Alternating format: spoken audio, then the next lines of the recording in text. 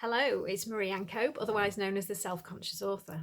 Now, a reader recently asked me what books I used to read as a child, what were my favourites.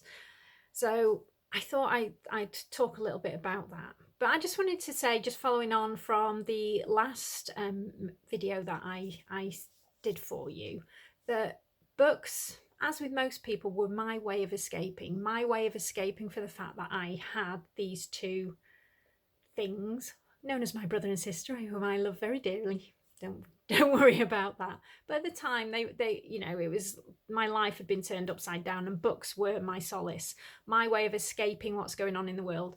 And let's face it, with the world we're living in today, they most definitely still are a way of escaping. And it wasn't long at my tender age where, before my mum was literally prizing my hands away from a book at meal times, because that was a big no-no. There was no reading at the table. We sat around, we had dinner as a family. But one good thing was when we used to go on family holidays, Dad used to insist on us going fishing with him, because Dad loved fishing, and he'd insist we all went with him. Now, is fishing the best place to take 3 children under the age of 10? Probably not. However, I loved it because it was just the excuse I needed to spend all day reading. And that's exactly what I did. Although there did come a time when Mum said, you're never going to make any friends if you don't, when you've always got your nose stuck in a book. And my personal favourite, you're not going to learn anything with your nose stuck in a book. I'm not quite sure where that one came from, but it did make me chuckle. But I'm digressing. So which books did I enjoy as a kid? My favourite author, well, there was 2 really as a child. So Beatrix Potter, and I've still got the full set of Beatrix Potter books and the wooden bookcase. They're in the loft in this very house. Squirrel Nutkin was my first book. It's now been replaced because my original copy I'd scribbled all over it, like kids do.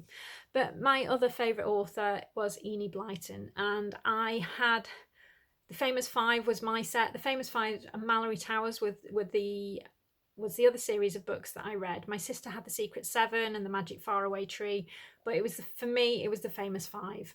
And I absolutely loved all the adventures they got into, and all the trouble and everything like that. It was fantastic. And for Malory Towers, I yearned for my mum and dad to send me away to boarding school, just simply so I could have a break from my brother and sister.